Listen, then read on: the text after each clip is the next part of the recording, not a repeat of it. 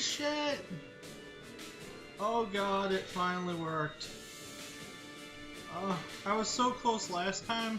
This time, finally. You see that evil looking mug? That's Goneril saying, "Oh, you depleted my health bar, how dare you." Anyway, here's what I had. This used to be a roly-poly. Yeah. Zelda's spectacles. The range helped so that I wasn't just sitting still, but then again I kinda didn't need it since she chases you around, or she or he. That ambiguous looking thing that's scowling at me chases me around. Then I bought my photo album. I was trying to save a lot of tokens. I've been usually saving all my tokens until floor 4 to buy as many juices as I can after clearing it out. Cookies, got from a guy. The Bunsen burner is one of my new favorite things. Some attacks may cause things to catch on fire. Like the Frothy, or Sudsy, where Sudsy will make your attacks blue, this makes them red on the one that will catch on fire. Fragile glassware, I'm glad I had. You really need those crits. They help out a lot. And I bought this. This was a new item. There were 2 new items, in fact. One was called I think it was Cyrus's Time Key, which is like the hourglass. It slows everything. Shots, enemies. Doesn't work on bosses, I don't think, because I didn't want to buy it. I bought this, Shy Stella's Diary, which gives you lifesteal. Now, unfortunately, it's not on every attack. It's only on like every 5 or 6 attacks, so that was okay. As for my perks, I was leveling like crazy this time. There were way a lot of champions. My first one, Telltale Extra Heart. It had an extra life. Didn't use it. I almost did. The Gangs of New Edgewood, plus 20 damage. Yes, damage, please. I think the other one, opposite of that, was minus 20% move speed for some bonuses, and I don't know. No. Red Badge of Courage and Hardiness, plus 50 life. Needed 50 life. And then the Hunger Pains. I took 25 off of that 50 life and got 15 tokens, which gave me 26 on this floor. Bought all the juice boxes I could, and Shy Stella's. Anyway, time to see if this is really it. I mean, I still have another extra life just in case. And, oh goodness, it was! I complete the level, please. The cowering Woundworts emerged from the remains of their fortress to see Cordy standing over their former leader. On top of the former leader, in fact. They threw down their globes, their chairs, and erasers to see the terrible girl would do next. Cordy's face flickered from expression to expression. Then it reformed into a smile. No one could remember seeing on her before. She turned to them and spoke, and her voice was jagged and deep, and when she was done, the Woundworts picked up their weapons and swore to be twice as mean and wild as before. The new queen's reign was more gruesome than the old queen's, until she, in turn, was killed by a quiet girl no one had ever paid much attention to. So it went with Woundworts, and so it has always gone. Still, some more thoughtful ones grunted later that they'd seen something on her face for that second. A coin flipping over and over in the air. The hint of a memory. The promise that next time it could always be different. And there's our standing triumphantly on the back of a chair as we show them all, this is the mallet that I stole from your boss. Now worship me, fools. Yes, indeed. Now, I have to see. I completed chapter 1. I'm waiting for it to send me back. Okay. I'll show you extras I got. Well, there's the thing from completing chapter 1. I can see it over there. Mud. Enables you to shoot while rolling. That could be useful, but usually whenever I'm rolling, I'm not really focused on shooting back at someone. But I'm not going to discredit it. Some people might want to run away and shoot at the same time. Counselor, even with beating the game through chapter 1, I still don't have enough credits to give you. You greedy, greedy bastard. There's the item log. The only things that updated with were the Bunsen burner and Shy Stella's diary. Located here and here. I like the Bunsen burner a lot. The fire does your damage, but it constantly does your damage over again.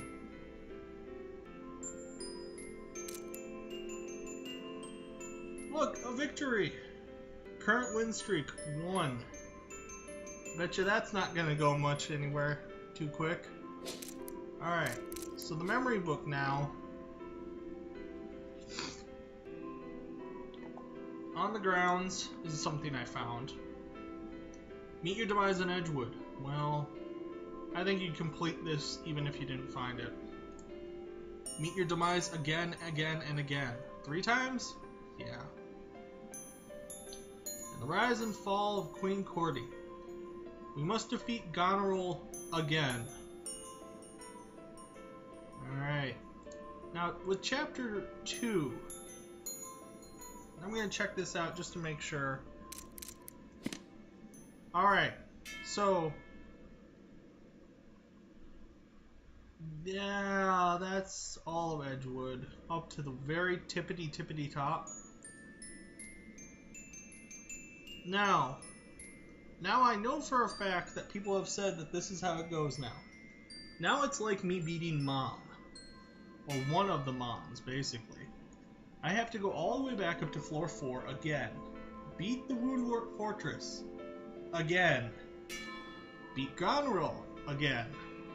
She'll become at some point in time, I'll have to get so good at beating her that she's just going to become like Mom has to many people, an annoyance more than a pain. And then I get to go to another floor. Another couple floors, in fact, and that's Chapter 2. And after I beat whoever's at the end of Chapter 2, then I have to start all the way back over again at Chapter 1. Go through Chapter 1, go through Chapter 2, then Chapter 3. Same thing from all the times. Looking at all of my playthroughs, basically, I've noted that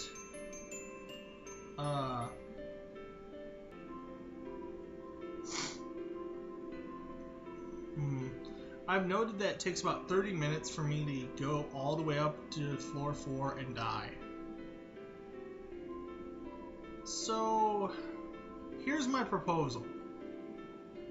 So that you don't have to watch me go all the way up to floor 4 and die over and over again, I'm only going to start recording. Well, first tell me if this is really a good thing that you guys might want, maybe. I'm only going to start recording after I beat Goneril. Like how I started this recording with her on the ground. Kind of, ugh. So I'll start all recordings with Goneril being defeated. That way you don't have to sit through me going through Chapter 1. And I'll only start right up on Chapter 2, which I believe starts about here. I don't know how many floors there'd be. I'm guessing that the final place is either here or here. It's gonna be in one of those areas. Anyway, that was the end of Chapter 1.